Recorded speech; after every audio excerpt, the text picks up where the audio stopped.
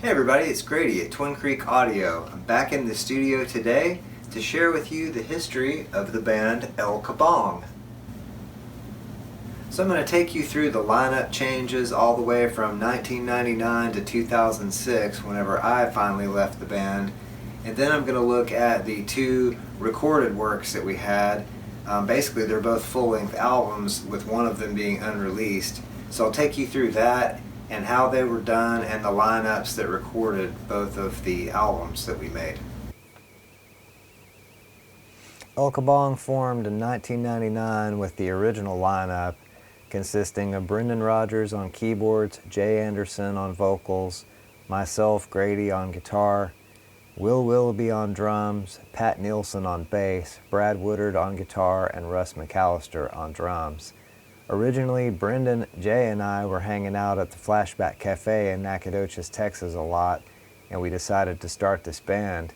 So we immediately looked for some other members to round out the band. We asked Brad Woodard, who we knew from the Beefmasters, his old band, and he said sure, he would join the band. And I believe that Brad may have known Will, or maybe it was Pat that knew Will, but we asked Pat to join the band, and then Will joined the band. Brendan met Russ McAllister at a party and asked him to join the band on percussion. So that was the original lineup of El Kabong and the lineup that recorded the original demo at Encore Recording in Nacogdoches. By 2002 there had been some lineup changes, but before this Will had left the band briefly and Russ took over on the drums for a time. Then Russ left town, I believe, and Will rejoined the band. Pat also had left the band by this time, and Byron Reinhardt joined the band to play bass.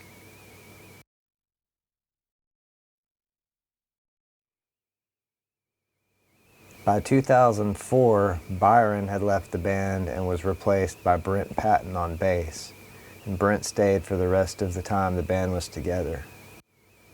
By 2005, Will Willoughby had left the band and we found Ray Levitsky to come and take over the drum throne for El Kabong. So the lineup from 2005 was 4 original members, Brendan, myself, and Jay, and Brad. And then we had Brent, who had been in the band a year, and then Ray on drums. And the two of them would stay pretty much for the rest of the existence of the band. Although the last year of the band, as you'll see, there were some lineup changes then too. 2006 started out with the same lineup as 2005, and this was the lineup that appeared on the No Cover radio show on the Red River Radio Network. So we had Brendan Rogers on keyboards, Jay Anderson on vocals, myself, Grady on guitar, Brad also on guitar, and Ray on drums and Brent on bass. In 2006, Brendan Rogers finally left El Kabong, the band that he had helped found, because he moved to Austin to continue on a different musical path or on his musical journey. And then at that point, we got Heath Rogers to join the band to play keyboards for us.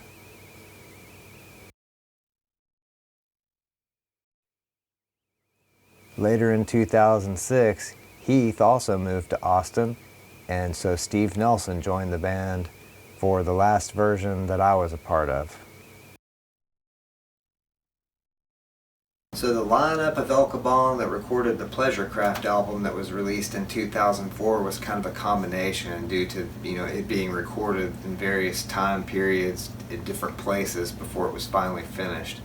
So some of the album features Brent Patton on bass. I think at least 2/3 of it. There may only be 2 songs that had Byron Reinhardt, who's our second bass player. Pat Nielsen never appeared on any of the officially released, or the only officially released album that the band did, but his playing is on the demos that we made at Encore Music. It was released in 2004 after probably about a 2.5-year struggle of carrying equipment around from place to place to find spaces to record. See, Brendan and myself and Jay had gone on a trip to Houston, and Brendan purchased a Mackie 24-channel Mackie 8-bus mixer, and he purchased, I think used, some Tascam DA88s and DA38s, a combination of those two.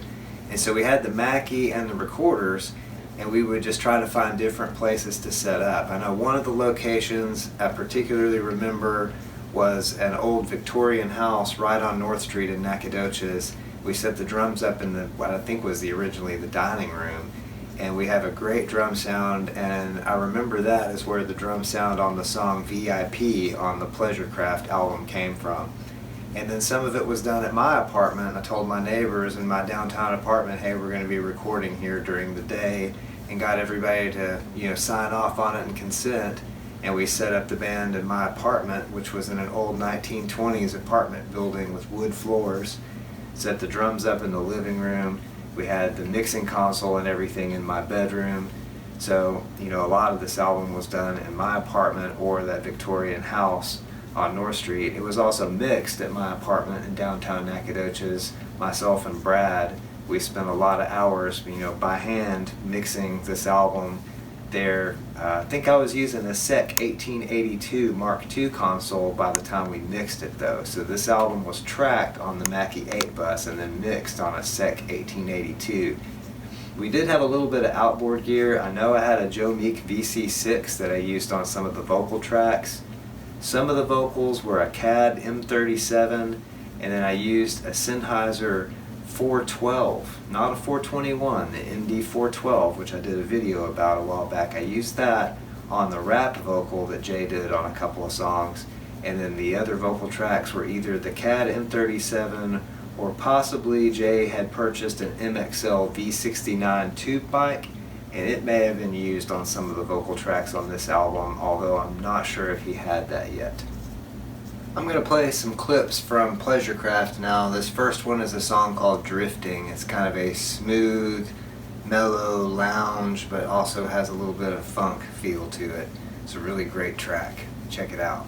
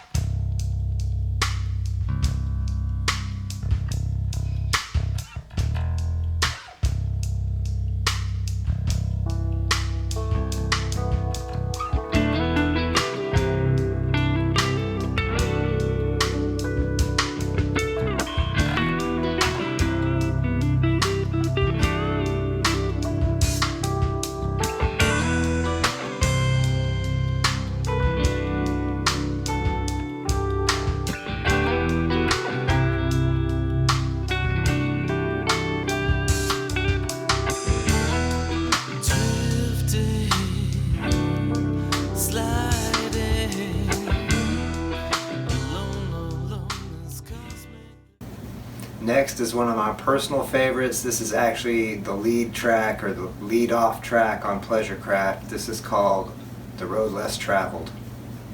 And again, it's just a clip because this stuff's unreleased. And I have it and you can't have it.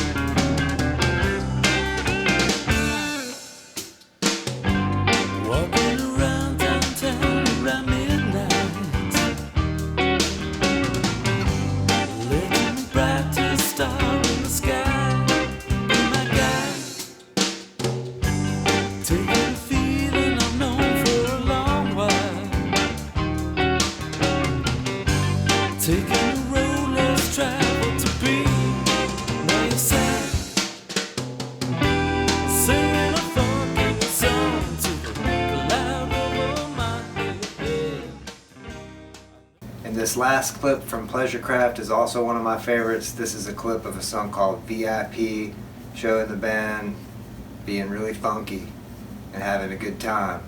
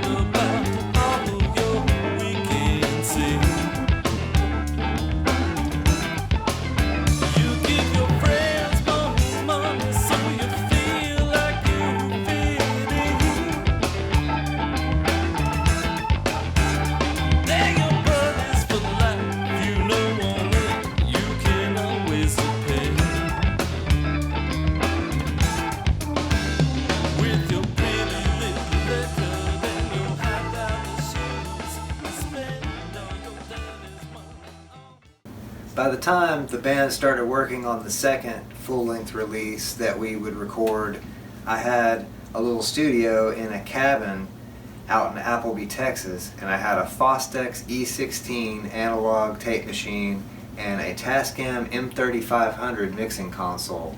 So the second album was recorded largely on that setup in this tiny little cabin, and Ray had a pretty big drum set, and it was squeezed into the bedroom of this little wooden cabin, and then the control room was in the living room with a couch across from it and a tiny little kitchenette kind of thing. It was really small, but we still managed to get a lot done and recorded the whole album there that way. By that time the band's lineup had stabilized pretty well, so we had Jay Anderson on vocals, Brendan Rogers still on keyboards, myself and Brad Woodard on guitars, Brent Patton remained on bass, and Ray Levitsky played the drums on the second album.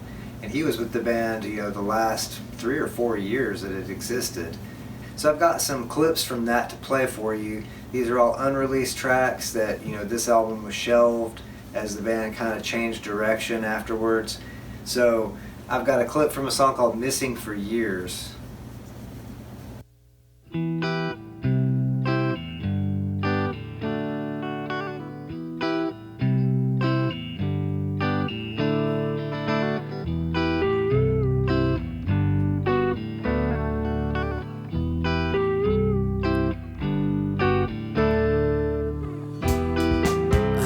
Your book, I heard your story. A tepid tale of one girl's golden glory.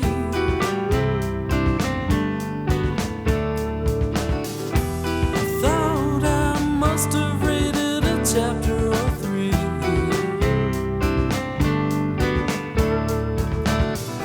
I guess it's that one section I didn't see.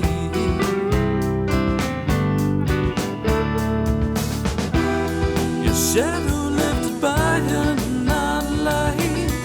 Black sweet pillows break my fall. Gliding sweetly down the dark road. I got no time to think. I got no time for this at all.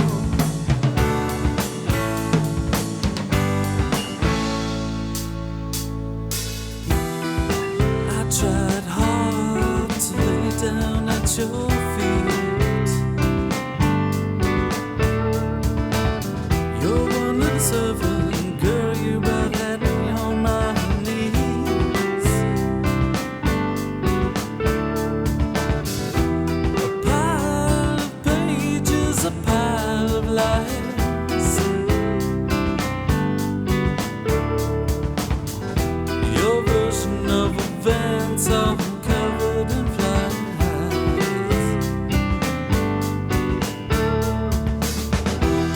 Your shadow lifted by a night light. Black sweet pillows break my fall. Gliding sweetly down the dark road. I got no time to think.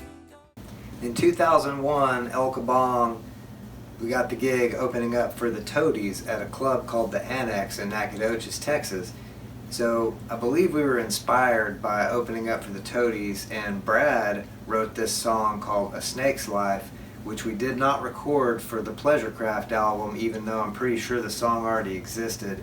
We did, however, record it for the second unreleased album, and I have a clip of it for you.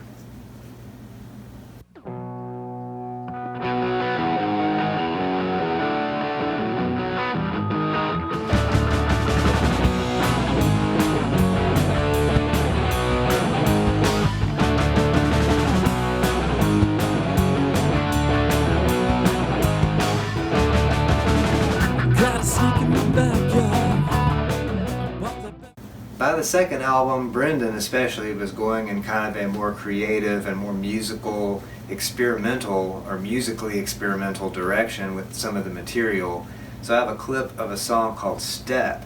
This is a great song. It's very smooth and very pretty, and then the end just has this rhythmic build up, and Ray just really goes crazy on the drums. So here's a clip of that. This is called Step.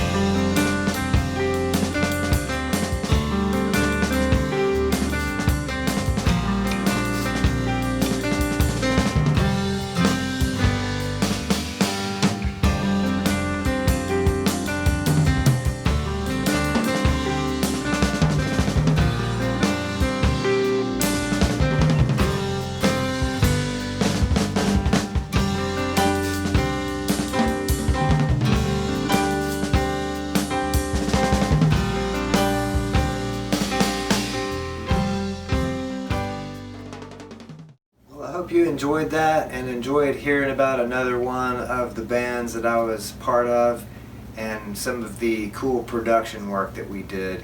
I mean, this is like, 15 to 20 years ago at this point. So I just always enjoy looking back on these older bands I was a part of and, remembering what we did, listening to the music that I've got. And this band, El Kabong, was just a fantastic band. I'd forgotten really how tight the rhythm section was in particular until I listened to some of these older recordings, and it kind of blew me away. And I'm proud to have been part of something like that. So I hope you enjoyed the video. I hope you all have an excellent day, night, evening, hour, minute, second, nanosecond, whatever it is you're having. Have a good one, and please don't forget to like and subscribe.